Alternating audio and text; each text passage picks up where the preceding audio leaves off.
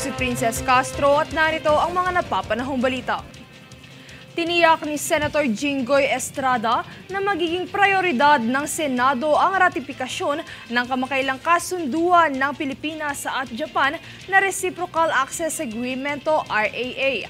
Ayon sa senador, ang nasabing kasunduan ay sumasalamin sa kagustuhan ng Japan at Pilipinas na itaguyod ang rules-based international order.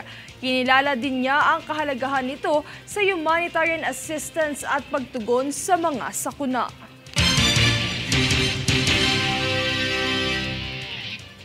Samantala, walang lusot sa panghuhuli ng Special Action and Intelligence Committee for Transportation o SAIC ang isang motorista na nagpakilalang kasapi ng Philippine National Police Highway Patrol Group o PNP-HPG na dumaan sa EDSA busway.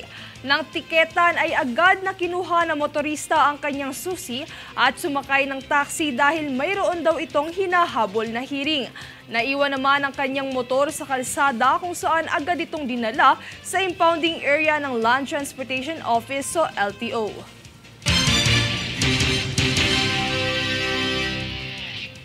Sa iba pang ulat, tiniyak ng Department of Agriculture na maglulunsad pa ito sa maraming mga lugar ng 29 pesos program o pagtitinda ng 29 pesos na kada kilo ng bigas. Ayon sa DA spokesperson Arnel de Mesa, marami ang lumapit sa ahensya matapos mabalitaan ang paglunsad ng nasabing programa.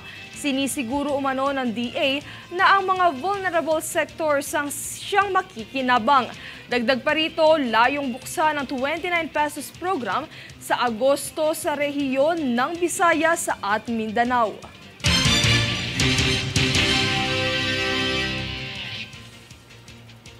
Kami ang boses ng pagbabago. Ako si Princess Castro at ito ang News Force. Para sa ulo ng mga balita, DA tiniyak na mas maraming lugar pa ang magkakaroon ng 29 pesos na presyo ng bigas. Ilang unyo ng manggagawa ay pinapanawagan ang taas sahod, 35 pesos na aumento hindi sapat. Senado tiniyak na prioridad ang ratifikasyon ng Reciprocal Access Agreement o RAA ng Japan at Pilipinas. COMELEC iimbestigahan ang kandidatura ni suspended Banbantarlac Mayor Alice Guo sa nakaraang halalan. 10 milyong pisong pabuya alok ng DILG para sa makakapagturo ng lokasyon ni Kibuloy. Price ceiling sa kamatis mananatili ngayong tag-ulan. Patas at pantay na balita, komprehensibong ulat para sa pulso ng masa. Ito ang News Force.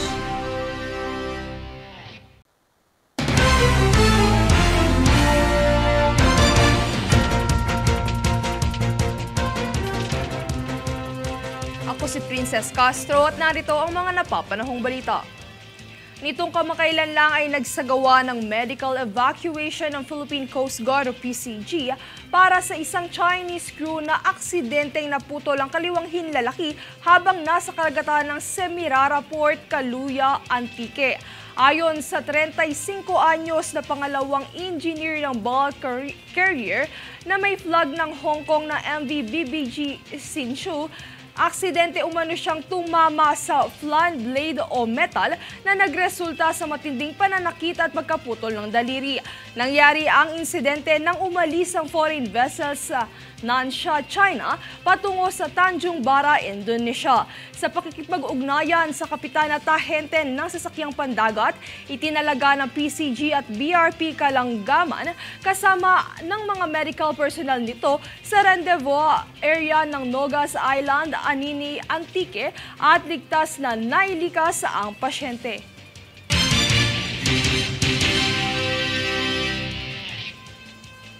Muling nanawagan ng pamahalaan na sumuko na lamang si Kingdom of Jesus Christ founder Apollo Kibuloy.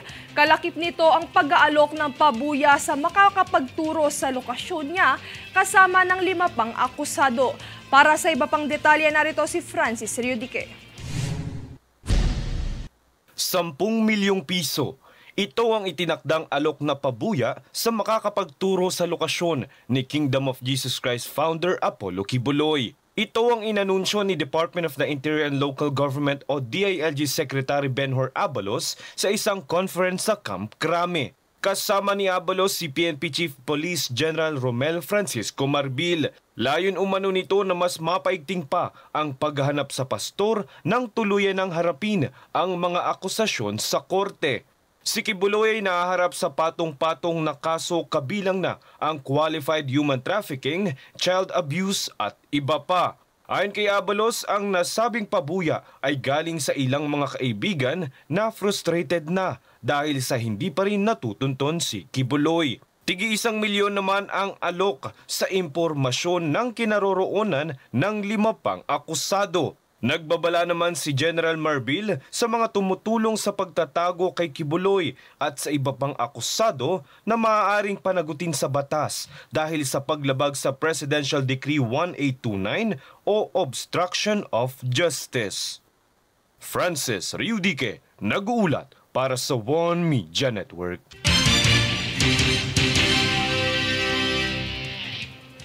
Isinagawa nitong Lunes, ika-8 ng Hulyo, ang pangalawang Philippines-Japan Foreign and Defense Ministerial Meeting o tinatawag ding 2+2.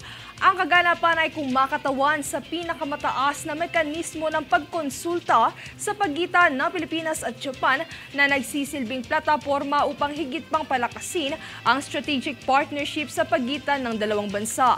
Kabilang sa sakop ng 2+2 sa taong ito ay ang seguridad ng rehiyon, mga hakbang upang pahusayin ang legal na balangkas ng kooperasyong o depensa ng bilateral, kooperasyon sa pagbuo ng kapasidad at kakayahan, kooperasyong pang-ekonomiyang seguridad at pandagat, gayon din ang proseso ng kapayapaan sa Mindanao.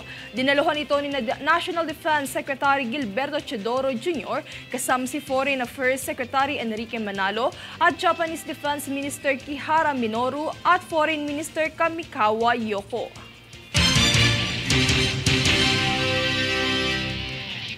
Kami ang boses ng pagbabago. Ako si Princess Castro at ito ang News Force. Para sa ulo ng mga balita, DA tiniyak na mas maraming lugar pa ang magkakaroon ng 29 pesos na presyo ng bigas. Ilang unyon ng manggagawa ay pinapanawagan ang taas sahod. 35 pesos na aumento hindi sapat. Senado tiniyak na prioridad ang ratifikasyon ng Reciprocal Access Agreement o RAA ng Japan at Pilipinas. COMELEC iimbestigahan ang kandidatura ni suspended Banbantarlac Mayor Alice Guo sa nakaraang halalan. 10 milyong pisong pabuya alok ng DILG para sa makakapagturo ng lokasyon ni Kibuloy. Price ceiling sa kamatis mananatili ngayong tag-ulan. Patas at pantay na balita, komprehensibong ulat para sa pulso ng masa. Ito ang News Force.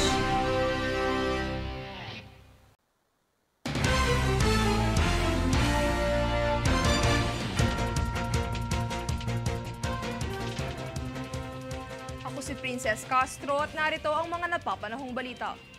Isang fact-finding committee ang ilulunsad ng Commission on Elections sa COMELEC upang imbestigahan ang kandidatura ni Banbantarlac Mayor Alice Guo noong nakaraang eleksyon.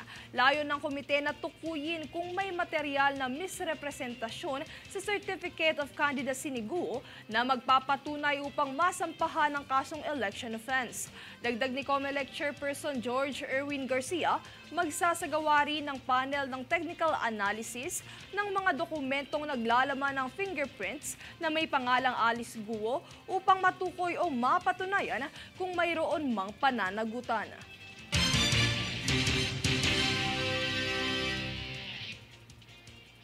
Samantala, nitong nagdaang Biyernes ay mariing pinahayag ng National Federation of Labor Unions Kilusang Mayo 1 kasama ang Nexperia Philippines Incorporated Workers Union ang kanilang pagtutol sa isasagawang mass dismissal ng kumpanya. Narito ang detalye.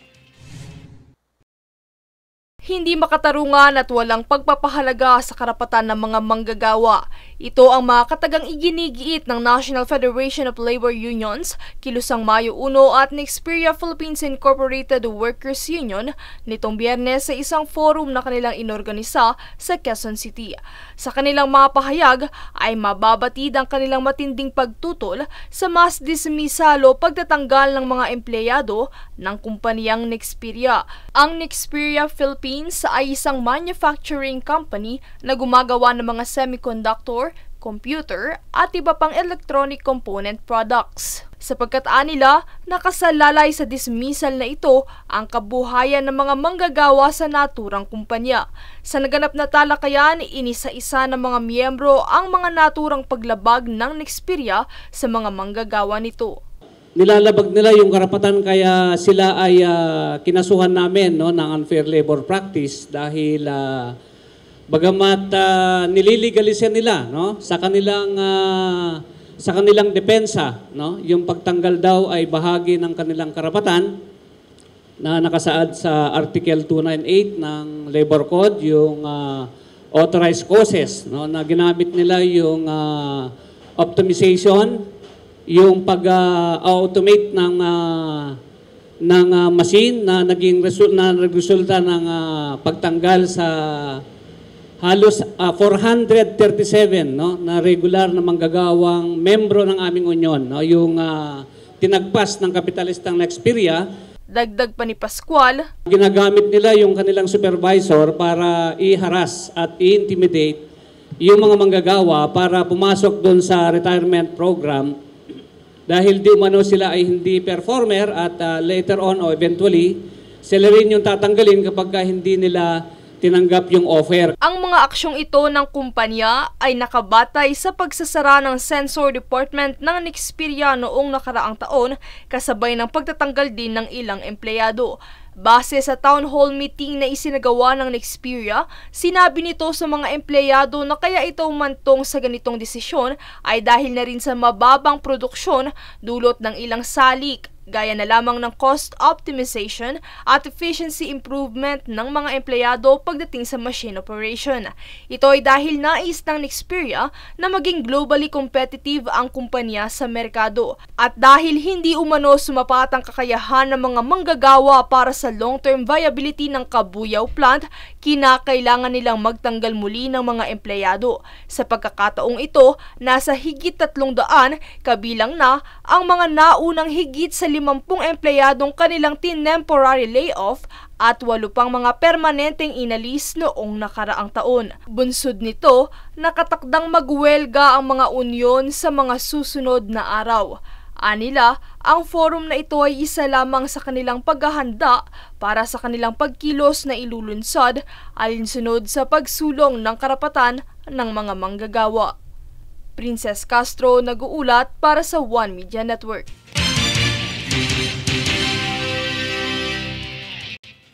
Sa larong pampalakasan nitong weekend ay opisyal nang nagtapos ang MMDA Cup 2024, ang kauna-unahang sports fest event na inorganisa ng ahensya para sa lokal na pamahalaan sa NCR at mga non-government agencies. Itinanghal naman bilang big winners ang Armed Forces of the Philippines para sa men's basketball at Bureau of Fire Protection sa larangan naman ng women's volleyball. Kapwa na iuwi ng 2 kalahok ang grand prize na 300,000 piso. Inilunsad ang MMDA Cup para makapagtatag ng samahan at pagkakaibigan sa pagitan ng mga stakeholder at empleyado ng gobyerno.